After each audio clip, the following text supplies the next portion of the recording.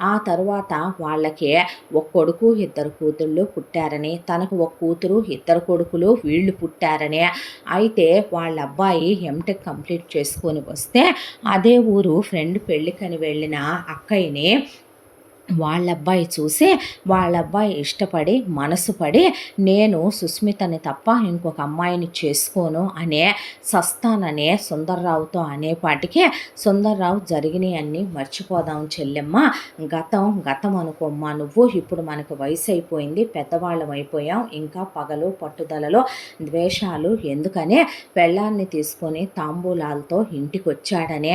ఆత్మీయులు కలుస్తామంటే తాము వద్దనే మనుషులు కాదు కాబట్టి రాజ్యం మొగుడు గోముఖం సుందరమ్మ ఆ పెళ్లికి ఒప్పుకున్నాడని సుస్మిత పెళ్ళి అనుకున్న రోజు నుంచి జయదేవుని ప్రాణం కన్నా ఎక్కువగా ప్రేమించిందని, ఇష్టపడిందని, ఆరాధించిందని, ఆ తర్వాత ఆ అమ్మాయికి ఎన్నో ఆశలు రేపాడని, ఆ అమ్మాయితో ఫోన్లు మాట్లాడి మెసేజ్లు చేసేవాడని, ఆ అమ్మాయిని కలిసేవాడని, గిఫ్ట్లు ఇచ్చేవాడని, ఆ తర్వాత ఇద్దరికి చాలా గ్రాండ్గా ఎంగేజ్మెంట్ జరిపించామయ్యా.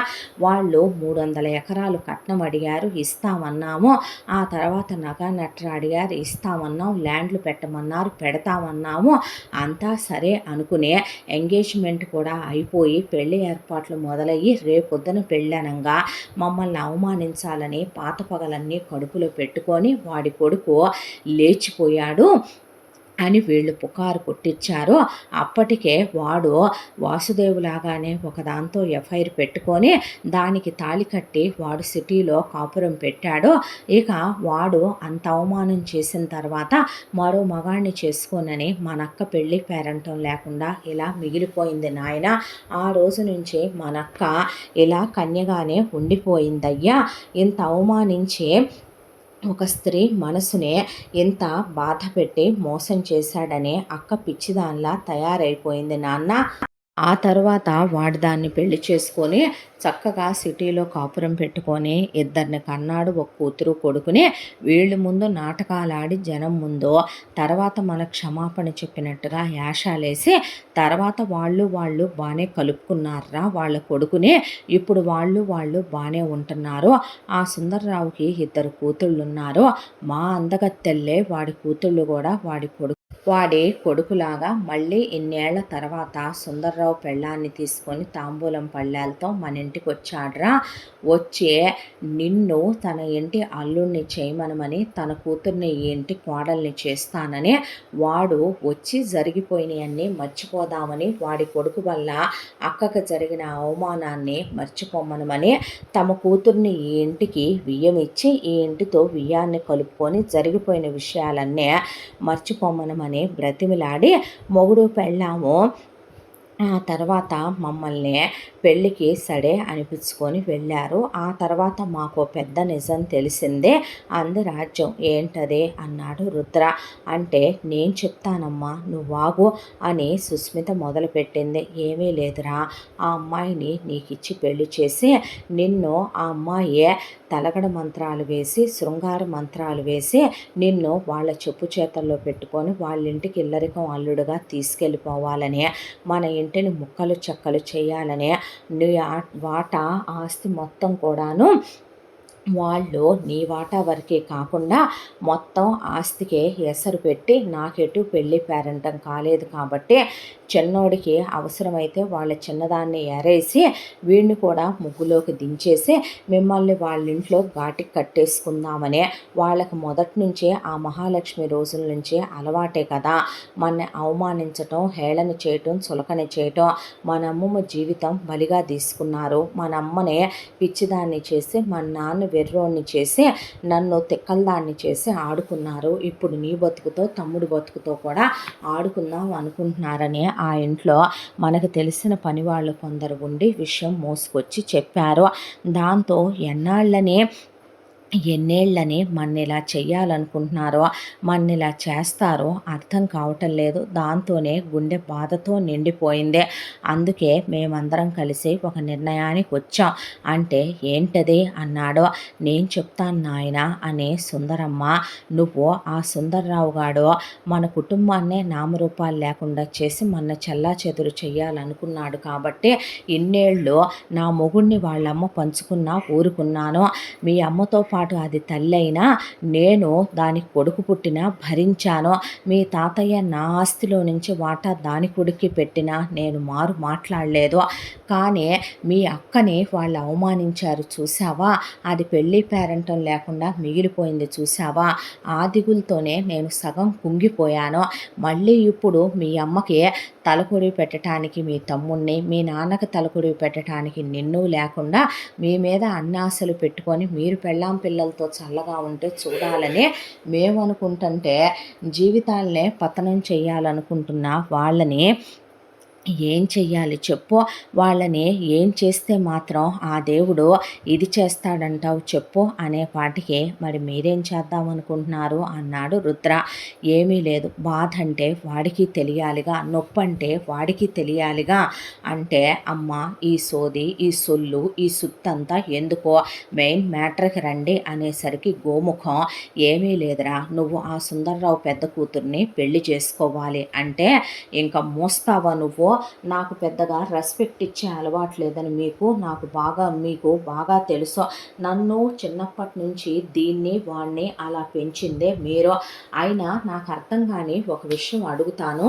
ఏంటి ఎదవగోలంతా, ఏంటి ఎదవనసంతా? నేను అసలు అమెరికా వెళ్ళిపోదాం అనుకుంటున్నాను. అమెరికా వెళ్ళటం ఏంట్రా అంది రాజ్యం. అవునమ్మా, నేను నా వాటా షేరు ఎంత వస్తుందో అంతా తీసుకొని నేను అమెరికా వెళ్ళిపోయి అక్కడే చదువుకొని ఉద్యోగం చేసుకుంటూ నేను అక్కడే సెటిల్ అయిపోవాలి అబ్రాడ్లోనే అనుకుంటున్నాను అని, తన అమ్మాయిని ప్రేమించానని ఇవన్నీ వీళ్ళకి చెప్పాల్సిన అవసరం లేదని రుద్ర అసలు ఆ విషయం చెప్పలేదు.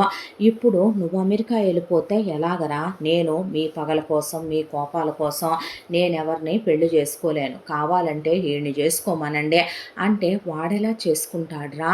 వాడు నీ తర్వాత కొడుకు, అదే కాక వయసులో ఆ అమ్మాయి కన్నా వీడు చిన్నోడవుతాడ్రా అంటే, అయితే నన్నేం చేయమంటావమ్మా? మీ పగల కోసం నా బ్రతుకు తగలెట్టేసుకోమంటావా? పెళ్లి చేసుకొని ఇప్పుడు దానికోసం మీకోసమని నేను ఇక్కడే పడుండి మీ తరతరాల పగలకే నేనిక్కడ రుణాలు తీరుస్తా కూర్చోమంటారా ఏంటమ్మా? నేను చచ్చినా ఇక్కడ ఉండదలుచుకోలేదు. నా వాటా ఆస్తి ఎంత వస్తుందో లెక్క చూసి నాది నాకు పెట్టి నాకు రావాల్సిన ల్యాండ్లు, గోల్డ్ ఎంత ఉందో అంతా ఇస్తే అవి తీసుకొని నా దారిని నేను పోతాను. ఆ తర్వాత మీ సావు మీరు సావండి అనే రుద్ర పక్కకి తిరిగి ఎదవగోలని ఎదవ సంత. ఎప్పుడో జరిగిపోయిన గతంలో ఆ ముసలోడు వాసుదేవుని ఈ ముసల్ది సుందరమ్మ వలచిందంట.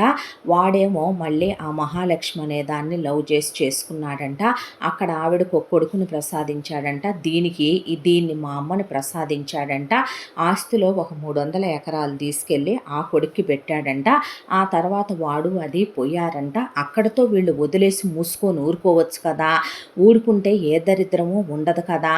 మళ్ళీ ఆ తర్వాత ఈవిడ గారిని వాళ్ళ అబ్బాయికి చేసుకుంటామని ఆ బుద్ధులేని ఎదవొచ్చి అడిగాడంట. వీటి ఆస్తి కోసం, డబ్బుల కోసం అని చెప్పి ఈ సై అని రెడీ అయినాయంట. రెడీ అయిన తర్వాత వాడు వీళ్ళని అవమానించాలని వాళ్ళ నాన్న పగని వాడి పగ్గా తీసుకొని వాడు వేరే దాన్ని చేసుకొని సిటీలో కాపురం పెట్టుకొని ఇద్దరిని అన్నాడంట. వాడినే తలుచుకుంటా వాడు అవమానించి ఆశలు రేకెత్తిచ్చాడని ఇది సుస్మిత పెళ్లి చేసుకోకుండా ఉందంట. ఇది దీని ఓవర్ యాక్షన్ కాకపోతే వాడు ఎప్పుడైతే వేరే దాన్ని పెళ్లి చేసుకున్నాడో అప్పుడే ఇదే ఇలా పుట్టింట్లో పడి ఏడవకపోతే ఎవడో ఒకడిని చూసి చేసుకొని అబ్రాడో వెళ్ళిపోవచ్చు కదా. ప్రేమ అంట, ప్రేమ తొక్కలో ప్రేమ. ప్రేమ అంటే అది వేరేలా ఉంటుంది. ప్రేమ అంటే నాదిలా ఉంటుంది. ప్రేమ అంటే నేను నా మొహాన్ని ప్రేమించినట్టుగా ఉంటుంది. నేను నా మొహాన్ని తప్ప ఎవరినైనా చేసుకుంటానా? అదెవరినైనా చేసుకుంటే ఊరుకుంటానా?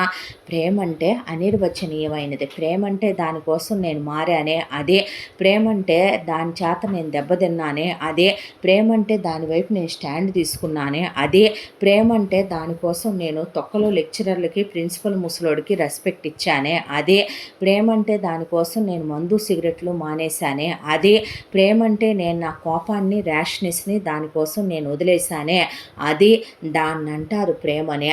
ఇప్పుడు అదే అమెరికా వెళ్ళిపోతుందని నేను దాని వెనకమాల దాన్ని ఎత్తుక్కుంటా వెళదామని సేమ్ యూనివర్సిటీకి నేను అప్లై చేసుకొని దానికన్నా ముందే వెళ్ళిపోయి దాన్ని సర్ప్రైజ్ చేయాలి. తర్వాత అక్కడికి వెళ్ళాక దానికోసం నేను చదువుకొని ఫార్మాలిటీకి ఒక ఉద్యోగం తెచ్చుకున్న తర్వాత ఎలాగోలాగా దాన్ని బెదిరించో బామాలో ఏదో ఒకటి చేసి దాన్ని పెళ్లి చేసుకొని దాంతో హ్యాపీగా ఫ్యామిలీ చేసుకుందాము. అసలు ఈ కొంపలకు కూడా తీసుకొచ్చి ఈ ముదరష్టపు మొహాలకు అసలు నేను దాన్ని చూపించాలని కూడా అనుకోవట్లా. అంతగా అయితే నేనే అనాథగాడినో చెబితే దరిద్రం పోద్దే. ఈ ముసలోడు, ఈ ముసలయ్యి, ఈ పెళ్ళిళ్ళు, ఈ పగలు, ఇది పెళ్లి పేరంటం కాకుండా ఉండటం, ఈ దరిద్రం, ఈ గోల నా వరకు నాకు నా పెళ్ళామే నాకు ముఖ్యం, నా భార్యే నాకు ముఖ్యం. ఈ ఎదవ చెత్త ఈ ఎదవ సోదంతా నాకెందుకు? ఇదేమైనా చిన్నప్పటి నుంచి సెంటిమెంట్తో పెంచి చచ్చిందా ఏంటి? చిన్నప్పటి నుంచి ఇదే, ఎవరికి వాళ్ళు గాలికో ధూళికో మాకు మేం పెరగటమే తప్ప ఇష్టమైతే స్కూల్కి వెళ్ళటం, లేకపోతే మాస్టర్ని టీచర్లని కొట్టడం, ఇష్టమైతే చదువుకోవటం, లేకపోతే లేదు. మాకు 10-11 ఏళ్ళు వచ్చిన దగ్గర నుంచి వయసులో మా ఇష్టం వచ్చినట్టు మేము సిగరెట్లు తాగటం, మందు తాగటం, బలాదూరు తిరగటం, దాని ఇష్టం వచ్చినట్టు అది ఊడి మీద పడి పబ్బులు క్లబ్బులు ఫ్రెండ్స్ అని తిరగటం. ఏ రోజైనా ఇది తల్లిగా పట్టించుకుందా? ఇవాళ ఇది దీని ఎదవ సోదే. ఇప్పుడు మళ్ళీ పగలు తీర్చాలంట. పగలు పని పాట ఏమీ లేదు. మరి నాకు ఆ విషయం కానీ దానికి తెలిసిందంటే ఏమీ లేదు. నన్ను సావుగొట్టి బతికుండంగానే చెవులు మూసి చెత్తెదవా నువ్వు ఒకదాన్ని పెళ్లి చేసుకున్నావంట్రా చీత్వు అని ఊసి నా వైపు మొహం తిప్పి కూడా చూడదు. దాని పేరు నా గుండెల మీద నేను పచ్చబొట్టు పొడిపించుకొని దాని ఫోటోని పొడిపించుకున్నాను నా గుండెల మీద. నా హార్ట్ బీట్ ఎప్పటికైనా నా గుండెల మీద పడుకొని అదేనాలని నేను అనుకుంటుంటే వీటి దరిద్రపు గోల అనుకున్నాడు రుద్ర. అనుకున్న తర్వాత ఆలోచించుకున్నాక సుందరమ్మ ఇక ఒకవైపున రాజ్యం రుద్ర మీద రెచ్చిపోయి తిరగబడిపోయింది. ఏంట్రా ఆస్తులంటావు, వాటాలంటావు, వెళ్ళిపోతానంటావు, ఒళ్ళు బలిసిందా ఏంటి? నేను చెప్పినట్టు నువ్వు వినకపోతే, నేను చెప్పినట్టు నువ్వు ఆ సుందరరావు కూతురు మెళ్ళలో తాళి కట్టకపోతే, నువ్వు దాన్ని చేసుకోకపోతే అర్ధనా పైసా కూడా ఆస్తిలో వాటా పెట్టను. అప్పుడు నేను కోర్టుకి వెళ్ళినా, మీడియాకి వెళ్ళినా, నీ బతుకు మొత్తం బయట పెట్టనా, నిన్ను వీధికి ఎక్కించనా? నా గురించి నీకు బాగా తెలుసుమా. నువ్వేమీ నన్నంత సెంటిమెంట్లు, నువ్వేమీ నన్నంత ఎమోషన్స్లో పెంచలేదు. కొట్టానంటే తలకాయ నడిపాపట్లో పగిలిపోద్ది ఇక్కడ ఒక్కొక్కళ్ళకే. నా గురించి తెలియదు, వేషాలు వేయబాకండే. వేషాలు వేసారంటే గనక నా గురించి బాగా తెలుసు. అది కాదన్నా అంటే మూసుకోరా, నువ్వేంటి నాకు చెప్పేదన్నాడు గంగాధర్ని. అదిగా తమ్ముడు, ఏమే సిగ్గుందా నీకు? పెళ్లి పేరంటం లేకుండా కూర్చొని సిగ్గు లేకుండా వాడు ప్రతి రాత్రి పెళ్ళాం ఒంటి మీద చేసి కాపురం చేసాగా 2 కన్నాడు. పుట్టింట్లో పడి ఏడవకపోతే ఎవడో ఒకరిని చేసుకొని సావచ్చుగా, మా బుర్రలు తినకపోతే ఇక్కడ అనేసరికి సుందరమ్మ మీరంతా ఆగండి, ముందు మీరు ఆగండి, నన్ను మాట్లాడనివ్వండి నా మనవడితో అనేసరికి సరే మాట్లాడు అంది రాజ్యం. అన్న తర్వాత సుందరమ్మ చేతికర్ర తీసుకొని రుద్ర దగ్గరికి వచ్చి కింద కూర్చొని రుద్రని కింద కూర్చోబెట్టింది. ఇప్పుడు నువ్వేంటి నాన్న అమెరికా వెళ్ళిపోతావు అంతేనా? అంతే అన్నాడు రుద్ర. మళ్ళీ తిరిగి రావా ఏంట్రా అంది రాజ్యం. రాను అన్నాడు రుద్ర. రావద్దులే నువ్వు అన్న తర్వాత ఇప్పుడు నీకు ఆస్తి కావాలి, నగలు కావాలి అవునా, డబ్బు కావాలి అవునా? అవును, నేను అక్కడ ఎంఎస్ చేయటానికి నాకు ₹1,00,00,000 కావాలి. నా వాటా క్యాష్ నాకు మొత్తం ఎంత వస్తుందో అంతా ఇవ్వాలి. పొలం ఇవ్వాలి, స్థలాలు ఇవ్వాలి. ఇక్కడున్న బిజినెస్లో నాకు అక్కర్లేదు, వాటి కింద కూడా నాకు క్యాషే ఇచ్చేయాలి. నాకు రావాల్సిన గోల్డ్ ఏదో నాకు చెప్పేసేయాలి, నేను వెళ్ళిపోతాను అన్న తర్వాత అలాగే వెళ్ళిపోతూగానే నేను మీ అమ్మ చేత నీకు రావాల్సినవి మొత్తం నీకు పెట్టిచ్చే పూచి నాదే, నువ్వు వెళ్ళిపో, మళ్ళీ తిరిగి రాబాకు అన్న తర్వాత అమ్మ అంది రాజ్యం. నోరు మూస్తావా నువ్వు అంది సుందరమ్మ. అనేసరికి నోరు ముయ్యమా అని సుస్మిత గంగాధర్ అనే పాటికి రాజ్యం ఏం మాట్లాడలేదు. గోముఖం అలా నిలువుగుడ్లేసుకుని సుందరమ్మ వైపు చూస్తుంటే, అయితే మీ అమ్మ చేత నేను నీకు ఆస్తి పెట్టిస్తా, నగలు ఇప్పిస్తా, స్థలాలు ఇప్పిస్తా, డబ్బులు ఇప్పిస్తా, నీకు ఏం కావాలంటే నువ్వు కోరుకున్నవి అన్నీ ఇప్పిస్తాను, కాకపోతే మరి మా ఒక్క మాట నువ్వు చెల్లించాలి అంది. ఏంటది అన్నాడు. ఆ సుందర్రావు పెద్ద కూతురు మెళ్ళో నువ్వు తాళి కట్టు, నువ్వు తాళి కట్టిన తర్వాత నువ్వు వెళ్ళిపో, రావలసినవి మొత్తం తీసుకొని. ఆ తర్వాత మనక్కకి జరిగిన అవమానానికి వాడికి పెళ్ళైన తర్వాత అల్లుడు కనపడకుండా పోయాడు, ఎక్కడికి వెళ్ళాడో తెలియదని మేము చెప్తాం. అప్పుడు కూతురు పుట్టింట్లోనే పడి ఏడుస్తుంటే మొగుడు ఉన్నాడో లేడో అది ముండమోపో ముత్తైదో తెలియక ప్రతి క్షణం బాధపడుతుంటే ఆ బాధ అంటే ఎలా ఉంటుందో మీ అక్కని ఎంగేజ్మెంట్ చేసుకొని రేపు పెళ్ళనంగా వాళ్ళ కొడుకు వెళ్ళిపోయింది కాక మీ ఇద్దరిని వాడింటి గాడికి కట్టేసుకుందాము జోడు కుక్కల్లాగా అనుకుంటున్నాడు కదా నిన్ను నీ తమ్ముణ్ణే. ఆ బాధ ఎలా ఉంటుందో వాడికి కూడా తెలుసుద్దే, అర్థమైందా? ఆ తర్వాత మిగతా విషయాలు మేము చూసుకుంటాం అంది సుందరమ్మ. అన్న తర్వాత ఒరేయ్ నేను చెప్పింది గనక నువ్వు వినలేదనుకో, అనా పైసా ఆస్తి కూడా మీ అమ్మ పెట్టదు, నేను పెట్టనివ్వను, నీ ఇష్టం, ₹1 లేకుండా నువ్వు ఇంటి గడప కూడా తాటలేవు, ఇంకా విదేశాలకు ఎలా వెళ్తావో ఏమో ఆలోచించుకో అనేసరికి రుద్ర వెళ్ళి గదిలో కూర్చొని ఆలోచించుకున్నాడు. ఆ తొక్కలే లైట్ అయినా నాకు తెలియక అడుగుతాను, ఇప్పుడు నేను ఆ సుందర్రావు కూతురు మెళ్ళో జస్ట్ ఏదో తాళి కట్టినంత మాత్రాన ఆ విషయం మహాకి తెలుసుద్దా? నేను చెప్తానా? నేనేమైనా దీని ఒంటి మీద చెయ్యేసి కాపురం చేస్తానా? నాకు అంత ఇంట్రెస్ట్ కూడా లేదు. నా బుర్ర నిండా మహానే ఉందే.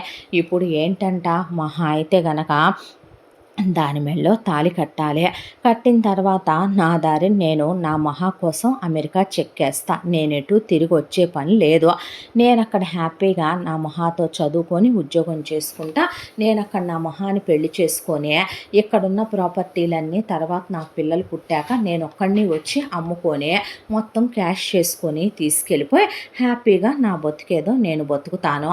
ఆ సుందర్రావు కూతురేమైనా మా అక్క లాంటిదా? ఈ జనరేషన్ అమ్మ అయితే మహా అయితే ఓ 2 నెలలు 3 నెలలు 6 నెలలు చూస్తారు.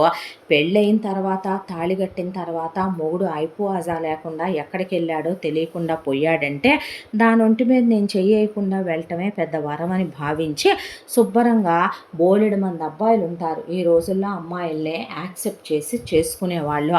10 బ్రేకప్లు అయ్యి 10 అబార్షన్లు అయ్యి 4 పెళ్ళిళ్ళు అయిన అబ్బాయిలనే అమ్మాయిలనే అబ్బాయిలు చేసుకుంటున్నారు. అలాంటిదే సుందర్రావు కూతుర్ని ఎందుకు చేసుకోరో, వాళ్ళే ఎవరో ఒకళ్ళకి ఇచ్చి పెళ్లి జరిపించుకుంటారులే, దాని లైఫ్ సెటిల్ అయిపోద్ది, మా ఇంట్లో ఉన్న వృద్ధకన్యలాగా అదేమి మిగిలిపోదులే అనుకొని ఆ తర్వాత రుద్ర నెక్స్ట్ డే అయితే మీరు చెప్పిన దానికి నేను ఒప్పుకుంటాను, అయితే ఇప్పుడే నాకు ఏమేం పెడతారో ఎంతెంత పెడతారో ఆ పెట్టే అన్నీ కూడా ఈ క్షణమే మీరు నాకు లెక్కలు చెప్పాలి, నా పేరు మీద లాయర్ని పిలిపించి ఇప్పుడికిప్పుడు రాయించి నా డాక్యుమెంట్లు మొత్తం నాకు అప్పచెప్పాలని కూర్చున్నాడు. నిజంగా చేసుకుంటావుగా దాన్ని అంది రాజ్యం.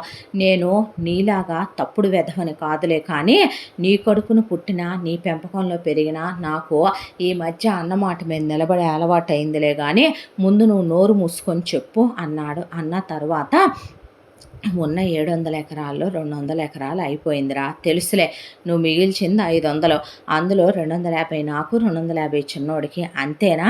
నోరు ముయ్యరా చాలే, కానీ 150 నీకు 150 తమ్ముడికి, ఆ తర్వాత మరి మిగతా 200 ఏం చేస్తావే?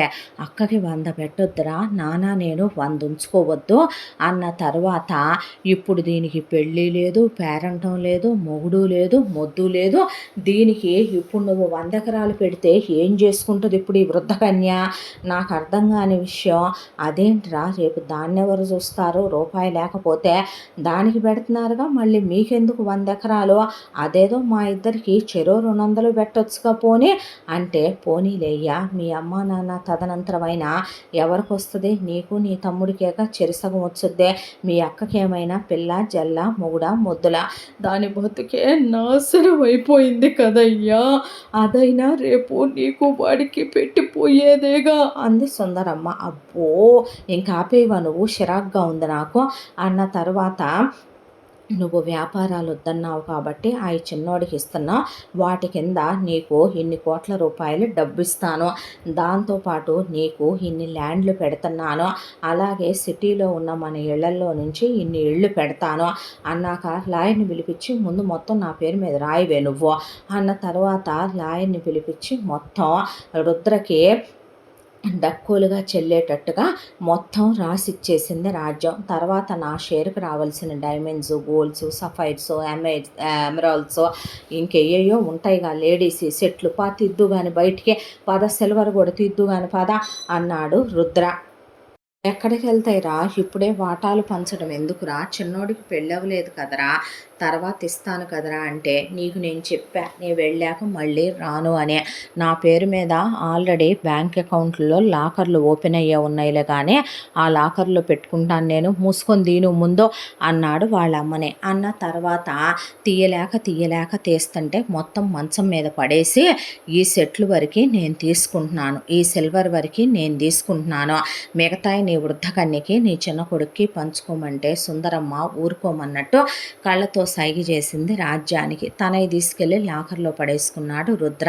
ఆ తర్వాత పెళ్లి రోజు రానే వచ్చిందే.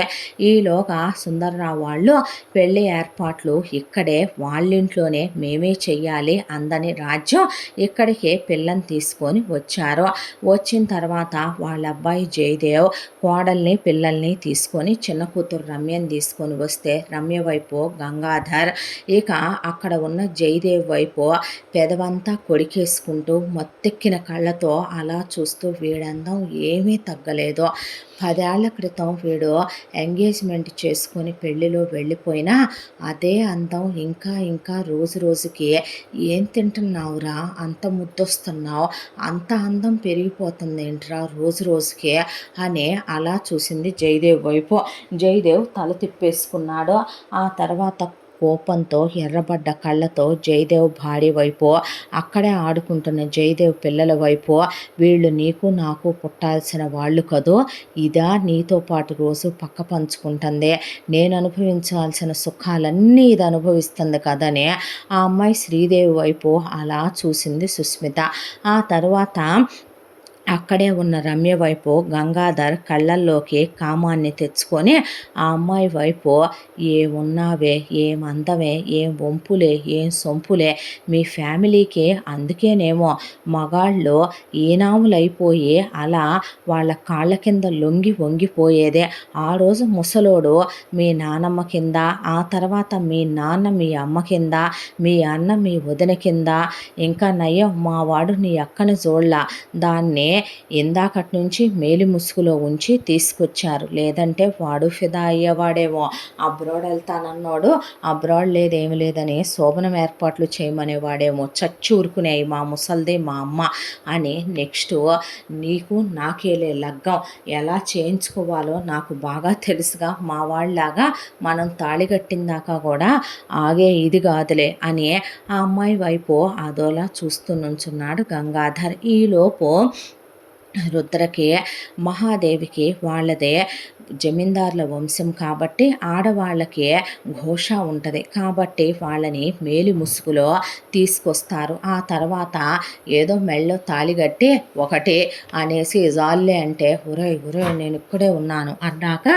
సరేనని 2 కట్టాడు రుద్ర. ఉరై 3 వెయ్యాలిరా, మూడు చూస్తున్నారా దాని అమ్మ నాన్న అన్న తర్వాత 3వ దూల ముడేస్తే సరిగ్గా ఇరా అని 3వ ముడి కూడా వేయించితే లైట్ ఇదో పెళ్ళా ఏంటి, చిన్నప్పుడు బొమ్మలు పెళ్లి చేసుకోము, బొమ్మలు కొలివి పెట్టినప్పుడు లైట్ లైట్ లైట్ అనుకున్నాడు రుద్ర. అనుకోని అసలు మహాతో మాట్లాడాలని కానీ మహాని చూడాలని కానీ చివరికి నొసట్లో సింధూరం పెట్టమన్నప్పుడు కూడా ఆ క్లాత్లో నుంచే చెయ్యి లోపలికి పోనిచ్చి పెట్టాడు తప్ప అందరూ ముసుగు తీసి పెడతారు, ముసుగు తీసి కూడా పెట్టలేదు రుద్ర. ఆ తర్వాత పెళ్ళైపోయి వాళ్ళు అలా అప్పగింతలు ఇస్తుంటే అప్పగింతల్లో కూడా రుద్ర పైకి చూస్తూ నుంచొని అక్కడ తనకి చందమామలో మహాదేవి కనిపిస్తోంది. వస్తున్నానురా నీకోసం, 2 నెలల ముందే వస్తున్నాను తెలుసా, నువ్వు కాలేజీకి వచ్చిన ఫస్టే నన్ను చూసి ఆశ్చర్యపోతావు తెలుసా, మైమరిచిపోతావు తెలుసా, వీడు నన్ను ఇంత ప్రేమించాడా అనే అప్పుడైనా అనుకుంటావు తెలుసా, నువ్వు నాదానివే, నువ్వు నేను పుట్టినప్పుడే ఆ దేవుడు మనిద్దరికి ముడేశాడు. ఏంటో ఇవన్నీ పెళ్ళిళ్ళంట, వీటిని పెళ్ళంటారా బంగారం, నేను నిన్ను ఏ రోజు చూశానో ఆ రోజే నువ్వు నా పెళ్ళాని అయిపోలేదేంటే అని తను ఊహించుకుంటూ నుంచున్న తర్వాత ఇక వాళ్ళతో మళ్ళీ ఇక్కడే ఉంచితే ఎక్కడ ఏమిది వస్తుందో అన్నట్టుగా రాజ్యం వెంటనే సుందర్రావుతో అన్నయ్య శోభనానికి 2 జాతకాలు ఎందుకు ముడిపడట్లేదంట, అబ్బాయితో చేయించాల్సిన పూజలు, కులదేవత గుడికి తీసుకెళ్లాల్సిన పనులు కొన్ని ఉన్నాయంట, అప్పటిదాకా అమ్మాయి అబ్బాయి ఒకే ఇంట్లో ఉండకూడదంట, అదీ కాక వయసులో ఉన్నోళ్ళు కదా అలా ఉంచటం కూడా కరెక్ట్ కాదులే, అమ్మాయిని నువ్వు తీసుకెళ్ళు, నేను శోభనానికి ముహూర్తాలు పెట్టించిన తర్వాత మా కోడల్ని తీసుకొద్దురు కానీ అప్పుడు మేము గృహప్రవేశం చేయించుకొని అప్పుడు మొదటి రాత్రి ఆనవాయితీ ప్రకారం ఇక్కడే చెయ్యాలి కాబట్టి అప్పుడు జరిపించుకుంటాం అని చెప్పింది.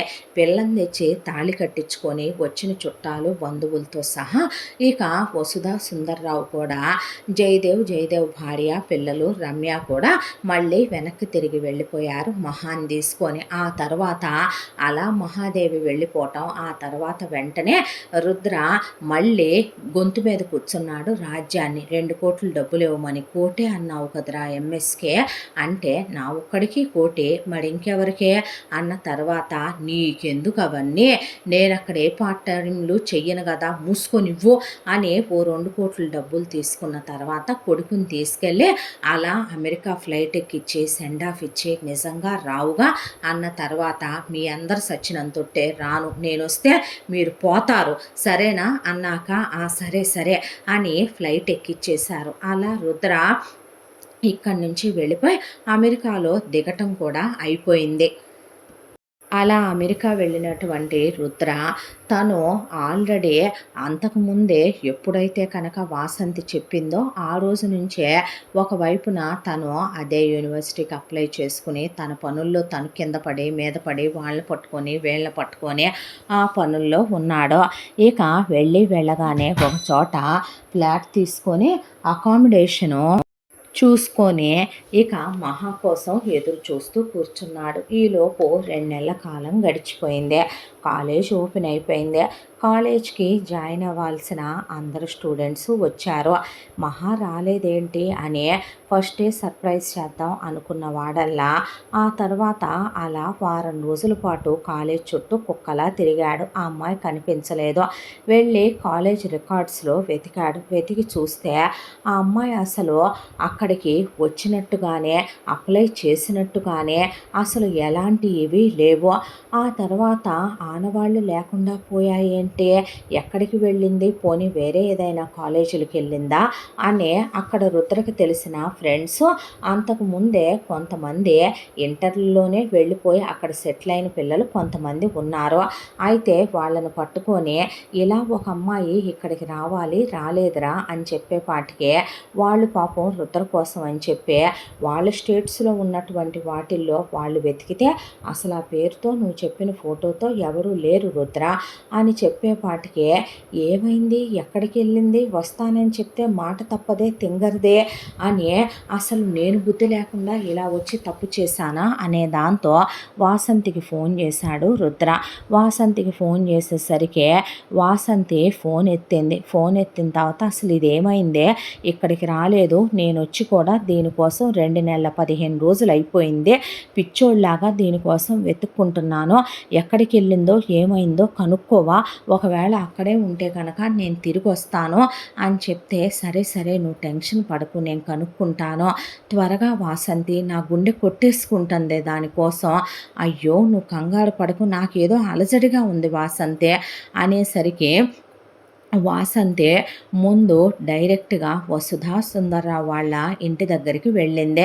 మహాదేవి అప్పుడు కాలేజీ నుంచి వచ్చేటప్పుడు అడ్రస్ ఇచ్చింది కదా! దాంతో వెళ్ళి అంకుల్, ఆంటీ మహా ఉందా అని అడిగితే, ఇంకెక్కడ మహా అమ్మ, పెళ్ళైపోయిందిగా, అత్తారింటికి వెళ్ళిపోయిందిగా అన్నాడు సుందర్‌రావు. అన్న తర్వాత అక్కడే ఉన్నటువంటి ఇక ఆ అమ్మాయి చెల్లెలు రమ్య ఉంటే, "నువ్వెవరు?" అని అడిగింది రమ్య వాసంతిని. "నేను మహా బెంచ్‌మేట్‌ని, రూమ్‌మేట్‌ని, క్లాస్‌మేట్‌ని. ఏమైంది మహా అంత డల్‌గా ఉన్నారు మీ అమ్మా నాన్నలు?" అన్న తర్వాత, "మా అమ్మా నాన్న ఇలా పాస్ట్‌లో మా తాతయ్య, మా నానమ్మ, ఆ తర్వాత మా అమ్మా నాన్నలు, ఆ తర్వాత మా అన్నయ్య, వదినలు, ఆ తర్వాత మా అక్కని రాజ్యం కొడుకు రుద్రదేవికిచ్చి పెళ్లి చేశారు. చేసిన తర్వాత మా అక్కని ఇంటికి పంపించారు. శోభనానికి ముహూర్తాలు కుదరలేదని చెప్పి, ఆ తర్వాత మళ్ళీ రమ్మనమని గృహప్రవేశమని మా అక్కని ఒక 15 రోజుల తర్వాత తీసుకెళ్లారు. తీసుకెళ్ళిన తర్వాత మా అక్క అక్కడ, "నీకు ఎలా చెప్పాలి? నీకు నేను చెప్పలేను. నా వల్ల కాదు. నా నోటికి ఇంకా ఏం చెప్పాలో, ఎలా చెప్పాలో కూడా నా వల్ల కావట్లేదు" అంది రమ్య. అనేపాటికి, "ఎవరు? పెళ్ళికొడుకు పేరేంటి?" అని అడిగింది వాసంతి. "రుద్రదేవ్" అన్న తర్వాత, "మా రుద్రేనా? ఛ! మా రుద్ర అయి ఉండడులే, వీడు వేరే అయి ఉంటాడులే, ఏంటో పేర్లు ఒకటే అయ్యేపాటికి తింగర్ మైండ్ కన్ఫ్యూజ్ అయిపోతుంది" అని, ఇప్పుడు ఇంతకీ తనెక్కడుంది, ఎలా ఉంది అన్న తర్వాత రమ్య పెద్దగా వాసంతిని పట్టుకొని ఏడ్చేసి వాసంతికి అక్కడ జరిగిన విషయాలు మొత్తం చెప్పేపాటికి నిర్ఘాంతపోయే, స్తంభించిపోయి నుంచుంది. అన్ని విషయాలు విన్న వాసంతి కళ్ళల్లో నుంచి ధారలుగా నీళ్లు కారిపోయినాయి వాసంతికి. ఆ తర్వాత ఏదైతే అదైంది విషయం అని, "మహాదేవి అడ్రస్ చెప్పు నాకు ముందు రమ్య" అని చెప్పి ఆ అడ్రస్ పట్టుకొని వాసంతి మహాదేవి వాళ్ళ అత్తగారింటికి, అంటే రాజ్యం వాళ్ళ ఇంటి దగ్గరికి వెళ్ళింది. వెళ్ళేసరికి అక్కడికి వెళ్ళి మహా పరిస్థితిని చూసినటువంటి ఇక వాసంతికి పేగులు తెగిపోయి దుఃఖం పెళ్ళుబుకొచ్చి మొహమంతా ఎర్రగా అయిపోయి చేతులు కాళ్ళు వణికిపోతూ ఆ అమ్మాయిని, ఆ అమ్మాయి సిచ్యువేషన్ని చూసే నోట్లో నుంచి మాట కూడా రాలేదు వాసంతికి. దానికి తోడు అక్కడ ఉన్న ఫోటోలన్నీ చూస్తూ అలా నిలబడిపోతే, ఆ ఫోటోల్లో అన్నిట్లో రుద్ర వాళ్ళ ఫ్యామిలీతో ఉన్నాడు. రుద్ర వాళ్ళ అమ్మ రాజ్యమా, నాన్న గోముఖమా, వాళ్ళ అమ్మమ్మ సుందరమ్మ, రుద్ర వాళ్ళ అక్క సుస్మిత, తమ్ముడు గంగాధర, రుద్ర చేసుకుంది మహాన, మరి వీడెందుకు అక్కడికి వెళ్ళిపోయాడు, దీనికోసం వెతుక్కుంటున్నానని చెప్తాడేంటి అని అలా చూస్తూ నిలబడిందే. నిలబడేసరికి, "ఎవత్తివే నువ్వు, ఎవరిని ఎత్తుక్కుంటా వచ్చావు, ఎవరే నువ్వు" అని ఒకవైపున రాజ్యం సుందరమ్మ వచ్చేపాటికి ఆ అమ్మాయి భయపడిపోయి, అప్పటికే గోముఖం గంగాధర్ ఆ అమ్మాయి వైపు ఆశతో, కోరికతో చాలా చండాలంగా చూస్తున్నారు. చూస్తుంటే ఆ అమ్మాయికి వెన్నులో నుంచి వణుకొచ్చి, "ఏమీ లేదండి, ఈ ఊళ్ళో అప్పారావు గారని ఒక ఆయన ఉండాలి, మా చుట్టాలేను, అంతకుముందు ఒకసారి నేను వచ్చానండి ఇక్కడికి, వాళ్ళు ఇప్పుడు ఇక్కడ లేరని చెప్తున్నారు, ఈ ఊరి పెద్దలంట కదా మీరు, వాళ్ళు ఎక్కడికి వెళ్ళారో మీకు తెలిసేమోనని, వాళ్ళు మా దూర బంధువులండి" అనే మాట మార్చేసింది. అక్కడే ఉన్న మహా అలా చూసింది కళ్ళతో వాసంతి వైపు. వాసంతికి దుఃఖం వస్తుంది, ఆగట్లేదు దుఃఖం. దాంతో, "ఏమో వాళ్ళెవరో ఏంటో మాకేమీ తెలియదు కానీ ఇంతకీ నువ్వెవరివే" అని అడిగారు గంగాధరం, గోముఖం. అడిగేపాటికి, "సిటీ నుంచి వచ్చానండి, మా నాన్నగారు డిఎస్పి, మా అన్నయ్య సిఐ, మా బావ ఐజీ" అని చెప్పేపాటికి, అనే రాజ్యం అనేసరికి గోముఖం, గంగాధర్ వెనక్కి తగ్గారు. అమ్మా! అని ఆ అమ్మాయి గొంతులో ప్రాణాలు గుండెల్లోకొచ్చేసినాయి. ఆ తర్వాత ఏం మాట్లాడాలో అర్థం కాక, "ఆ ఫోటోలో ఉన్న ఆయన ఎవరండి?" అని అడిగితే, "ఆ! ఏ నచ్చాడా వాడు?" అని అడిగింది సుస్మిత. "అహా! అలా కాదు ఎక్కడో చూసినట్టుంటే." "నువ్వెలా చూస్తావే వాడిని? వాడు నా మనవడు రుద్రదేవ్. నా కూతురు రాజ్యం, నా అల్లుడు గోముఖం పెద్ద కొడుకు. నా మనవరాలికి పెద్ద తమ్ముడు. ఇదిగో ఈ పనికి మాలిందుందే, ఈ దరిద్రపు దాని మెడలో తాళి కట్టి ఊరు పేరు లేకుండా వెళ్ళిపోయాడే. నా మనవడు దీంతో కాపురం చేయటం ఇష్టం లేక అని చెప్పేపాటికి ఆ అమ్మాయికి చెమట్లు పోసుకొచ్చి అక్కడి నుంచి ముందు బయటకు వచ్చి పడింది. ఆ తర్వాత ఎన్ని నీళ్లు తాగుతుందో, ఎన్ని సోడాలు తాగుతుందో, ఎన్ని కూల్ డ్రింకులు తాగుతుందో ఆ అమ్మాయి గుండె శబ్దం ఆ అమ్మాయికే డబల్ అయి వినపడటం మొదలుపెట్టింది. దాంతో ఓరిదేవుడో ఓరి నాయనో అనుకొని ఆ అమ్మాయి ముందు బస్సు ఎక్కేసింది. బస్సు ఎక్కితే ఆ అమ్మాయికి రుద్ర దగ్గర నుంచి ఆపకుండా అప్పటికే చాలా మిస్డ్ కాల్స్ పడుండేసరికి ఈసారి వీడు తంతాడనుకొని ఫోన్ ఎత్తింది. ఫోన్ ఎత్తిన తర్వాత తన గురించి ఏమైనా తెలిసిందా? తను ఎలా ఉందే? ఏంటే అసలు నువ్వు వెళ్ళావా? ఇంట్లోనే చచ్చావా? అని అడిగేపాటికి రుద్ర ఒక మాట అడగనా నేను నిన్ను అంటే ఏంటే అన్నాడు. రాజ్యం నీకేమవుద్ది? మమ్మ గోముఖం, మా నాన్న సుందరమ్మ, మమ్మమ్మ సుస్మిత, మక్క గంగాధర్, మా తమ్ముడే. ఇప్పుడు ఈ సొల్లంతా ఎందుకే నీకు అన్నాక, నువ్వే కదరా పనికి మాలినోడా మహాని పెళ్లి చేసుకుందే, నువ్వే కదరా దరిద్రుడా, నీ ఫ్యామిలీయే కదరా ఆ అమ్మాయిని నీకిచ్చి పెళ్లి చేసిందే, ఆ అమ్మాయిని అక్కడ వదిలేసి అమెరికా వెళ్ళి ఏం చేస్తున్నావురా నువ్వు అనేపాటికి, వాట్ నేను తన పెళ్లి చేసుకోవటం ఏంటి, మా వాళ్ళు తన్ని నాకిచ్చి పెళ్లి చెయ్యటం ఏంటి, ఒక్క నిమిషం నువ్వోసారి క్లారిటీగా చెప్పవే నాకు అన్న తర్వాత, ఏం క్లారిటీగా చెప్పను, ఏమని క్లారిటీగా చెప్పను, ఎన్నని క్లారిటీగా చెప్పనురా, ఏం జరుగుతుందో తెలుసా అసలు మీ ఇంట్లో, ఆ అమ్మాయిని మీ అమ్మ వాళ్ళేమైనా ప్రేమతో నీకిచ్చి చేశారనుకుంటున్నావా, పగపట్టి కక్షగట్టి నీకిచ్చి చేశారు మీ అమ్మ, మీ అమ్మమ్మ, మీ అక్క, మీ వాళ్ళంతా ఏకమయ్యే. ఆ తర్వాత మహాని నువ్వు వెళ్ళిపోయిన తర్వాత గృహప్రవేశం అని ఇక్కడికి తీసుకొచ్చిన తర్వాత మహాని చావగొట్టి వాతలు పెట్టి నరకాలు పెట్టి హింసలు పెట్టి దాని చేత మీ అక్క, మీ అమ్మ, మీ అమ్మమ్మ కలిసి బట్టలన్నీ ఊడదీసి దాని వీడియోలు ఫోటోలు తీసి దాన్నింట్లో పని మనిషిని చేసి వావి వరుసలు మర్చిపోయి మీ నాన్న మీ తమ్ముడు దాంతో మిస్బిహేవ్ చేస్తున్నారా, దాని మీద చేతులు వేస్తున్నారా, దాని చేత మీ అమ్మ కాలుతో తంతో ఒళ్ళంతా మీ అమ్మ వాతలు పెట్టేసిందే. నామహ అనేవాడివి కదా, సూది గుచ్చుకున్నా తట్టుకోలేని అనేవాడివి కదా, మరి దాన్ని వదిలేసి ఎలా వెళ్ళావురా, దాని కళ్ళల్లోకి వచ్చేసినాయి ప్రాణాలు, ఒళ్ళంతా ఎముకలు కనపడుతున్నాయిరా, అది తిని ఎన్ని రోజులైందో ఏంటో మరే, ఇక అది పిచ్చిదైపోయి నువ్వే దాని మెడలో తాళి కట్టి దాన్నే ప్రేమ అనే పేరుతో మోసం చేయాలని చూసి కుదరక తాళి కట్టి ఈ రాజ్యం వాళ్ళు చెప్పినట్టు నువ్వు దాన్ని మోసం చేసి వెళ్ళిపోయావు అనుకుంటున్నట్టుంది ఆ పిచ్చిదే. అసలు కళ్ళు ఇంతంత లోతుల్లోకి వెళ్ళిపోయి ఎలా అయిపోయిందో తెలుసా మహా, ఎలా చేసావురా నువ్విలా, అసలు నువ్వు చేయాల్సిన పనులేనా, మీ ఇంట్లో వాళ్ళని అసలు ఆడోళ్ళు అంటారా, ఆడపుట్టుకే పుట్టారా, మీ అమ్మ అమ్మమ్మ మీ అక్క దాన్ని నా ముందే పట్టుకొని ఎంత క్రూయల్గా కొడుతున్నారో తెలుసా, మీ నాన్న ఎంత అసభ్యంగా బిహేవ్ చేస్తున్నాడో తెలుసా, నన్నెంత చండాలంగా చూశారో తెలుసా, నీ తమ్ముడు మీ నాన్న అసలు మనుషులు అనేవాళ్ళు ఉంటారంటారా ఆ ఇంట్లో, నాకే కనుక పోలీస్ కేసు అవ్వదో అంటే గనక మీ ఫ్యామిలీని కప్పెట్టేస్తాను నేను, అంత క్రూయల్ ఫ్యామిలీలో నువ్వెలా పుట్టి పెరిగావురా, నువ్వు కూడా వాళ్ళల్లో ఒకడివయ్యా ఇదంతా చేశావా, ఏవి ఎరగనట్టు అమెరికా వెళ్ళి ఇప్పుడు ఇంకో డ్రామా ఆడుతున్నావా అనే పాటికే నోరు మూస్తావా నువ్వింకా అన్నాడు రుద్ర. అన్న తర్వాత అసలు జరిగిన విషయం నాకేమీ తెలియదు, వాళ్ళు నన్ను రమ్మనమని ఆ రోజు నిన్ను అడ్రస్ అడిగి నువ్వు తెచ్చేలోపు కబురు పెట్టారు, వచ్చాను, వచ్చిన తర్వాత వాళ్ళు నాకు ఈ కథ చెప్పారు,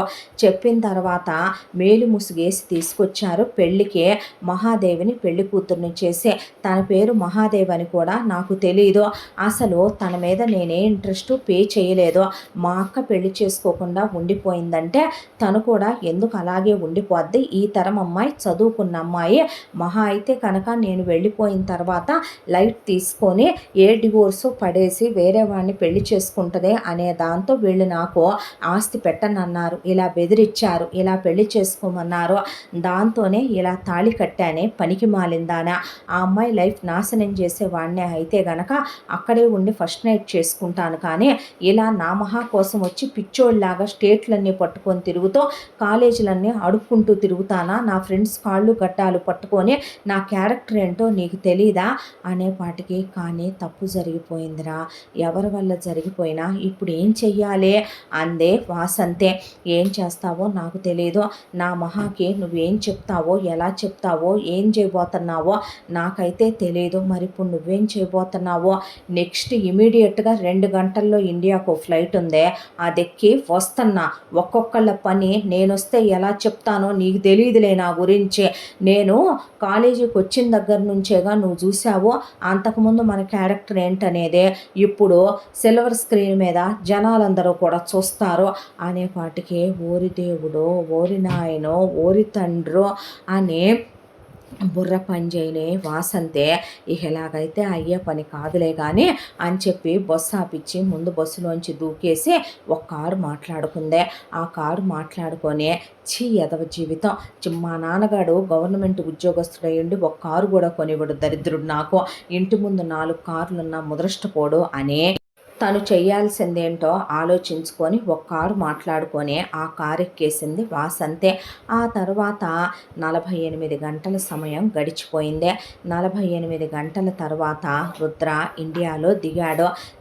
దిగటంతోనే ఇమీడియట్గా రుద్ర అక్కడి నుంచి బయలుదేరి అర్ధరాత్రి అయిపోయింది. అర్ధరాత్రి అయినా సరే వాళ్ళ ఇంటి దగ్గరికి బయలుదేరిపోయే మహా ఎలా ఉందో అనే టెన్షన్, వీళ్ళు ఏం చేస్తున్నారు అనే టెన్షన్, దాంతోనే హడావిడిగా ఇంటి దగ్గరికి బయలుదేరిపోయాడు. ఇంటి దగ్గరికి బయలుదేరిపోతే వాళ్ళ ఇల్లు చిన్నది కాదు, చాలా పెద్ద ప్రాంగణం. అదే ఆ ఇంట్లోకి మనుషులు ఎవరైనా వెళ్ళాలంటే ఆ ఇంటి గురించి ముందు పూర్తిగా తెలిసి ఉండాలి. అసలు మహా ఎక్కడుందో ఏంటో, వీళ్ళు ఏం చేస్తున్నారో ఏంటో అనే దాంతో రుద్ర డైరెక్ట్గా మెయిన్ గేట్లోంచి వెళ్ళకూడదని ముందు ఉన్న పెద్ద గోడ అప్పుడప్పుడు దూకి చిన్నప్పటి నుంచి బయటికి వెళ్ళే ఒక గోడ దగ్గర ఫెన్సింగ్ కట్ చేసి ఉంటుంది. ఆ గోడ రుద్రకు మాత్రమే తెలుసు. అటువైపు నుంచి లోపలికి దూకాడు. దూకేసరికి బ్యాక్ యార్డ్లో నుంచి పెద్దగా మహా గొంతు తనకు బాగా తెలుసు కదా, పెద్దగా ఆ అమ్మాయి కేకలు వినపడుతున్నాయి, అరుపులు వినపడుతున్నాయి. ఏంటా అని ఆ బ్యాక్ యార్డ్ వైపు పరిగెత్తుకుంటూ రుద్ర అలా వెళ్ళిన వాడల్లా స్థాణువైపోయి చూస్తూ నిలబడిపోయాడు.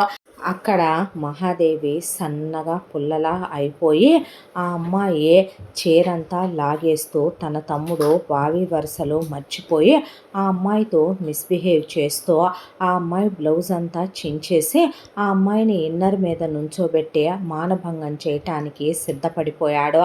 అదంతా చూసి రుద్ర పరిగెత్తుకొచ్చేలోపు మహాదేవి ఉన్న బలాన్నంతా కూడగట్టుకొని అప్పటి వరకు పెనుగులాడి పెకలించి ఓపిక లేక ఇక ఆ పక్కనే పడి ఉన్న గడ్డ పొలుగుని గట్టిగా ఎత్తి గంగాధర్ని బలంగా పొడిచిన తర్వాత కూడా గంగాధర్ ఇంకా మహాదేవి మీదకి వచ్చి ఆ అమ్మాయిని చంపేయాలని చూస్తుంటే అదే గడ్డ పొలుగు పెట్టి మళ్ళీ 4-5 సార్లు పొడిచిన పోటు పొడవకుండా పొడిచేసింది గంగాధర్ కడుపులో. చస్తూ కూడా గంగాధర్ వీళ్ళింట్లో వైల్డ్ డాగ్స్ని పెంచుతారు, వాటిని కేకేసి పిలిచి మహాదేవిని అటాక్ అని వాడు అప్పుడు కళ్ళు తిరిగి పడిపోయాడు. అవన్నీ మహాదేవి మీద పడిపోయి ఆ అమ్మాయిని కడిసి ఆ అమ్మాయిని గోళ్లతో రక్కి చంపేయటానికి సిద్ధపడేలోపు రుద్రకి మాత్రమే ఆగుతాయి అవి. ఆ ఇంట్లో వాళ్ళతో పాటు రుద్ర వెళ్ళి అడ్డు నుంచొని గోబ్యాక్ అన్నాడు.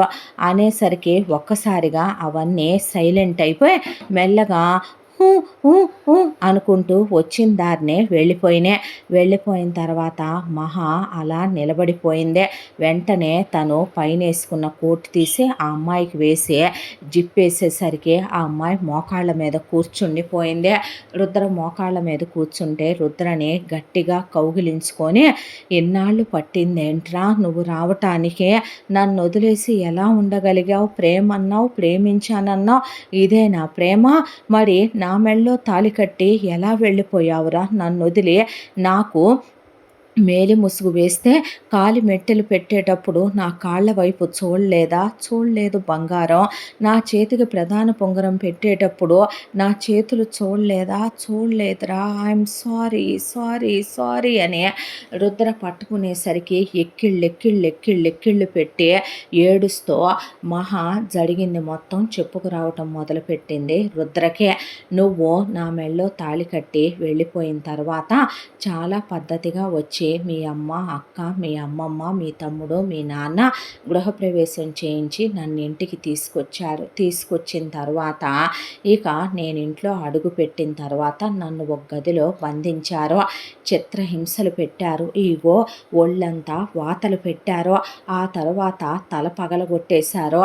నావి బోన్స్ ఇరగ్గొట్టేశారు. చావ బాధేశారు. మీ అక్క, మీ అమ్మ కలిసి నా బట్టలన్నీ ఊడదీసే నా వీడియోలు, ఫోటోలు తీసుకున్నారు. ఆ తర్వాత నన్ను చూసి వెళదామని మా నాన్న వస్తే నువ్వు నన్ను వదిలేసి వెళ్ళిపోయావని, శాశ్వతంగా తిరిగి రావని, పెళ్ళైన తర్వాత నేనే ఇంటి కోడళ్ళని, కుక్కల్లే ఇక నా బ్రతుకంతా ఇక్కడే వీళ్ళ కాళ్ళ కిందే పడుండాలని, ఆ రోజు మహాలక్ష్మి అదే మా నానమ్మ మీ అమ్మమ్మనే ఎలాగైతే కనుక ఆవిడ ఆ రోజున పంచుకుందో, అలాగే నువ్వు తాళి కట్టి వెళ్ళిన నాతో నీ తమ్ముడు కాపురం చేస్తూ ఉంటే మీ నాన్న నరాలు నలిగిపోవాలనే, మీ అన్నయ్య ఎలాగైతే కనుక అవమానించాడో నన్ను, నీ బ్రతుకు కుక్కలు చింపిన విస్తరి చేస్తుంటే ఇప్పుడు నువ్వు నరకం అనుభవిస్తుంటే వాడు చూడాలే అని మీ అక్క నాన్న గొడవ చేశారు. మా నాన్న మా అన్నయ్యతో చెప్పేసరికి మా అన్నయ్య వచ్చి మీ అక్క కాళ్ళు పట్టుకుంటానని నన్ను వదిలేయమని మా అమ్మ నాన్న కూడా బ్రతిమిలాడితే నావి బట్టలు లేకుండా తీసిన వీడియోలు, ఫోటోలు మొత్తం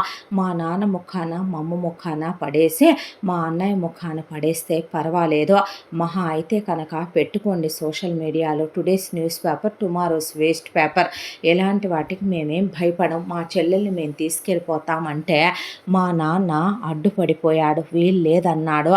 తర్వాత మా అన్నయ్య మోకాళ్ళ మీద కూర్చొని మీ అమ్మ, మీ అమ్మమ్మ, మీ నాన్న, మీ తమ్ముడు, మీ అక్కని కాళ్ళు పట్టుకుంటానని నన్ను పంపించేసేయమని బ్రతిమిలాడాడు.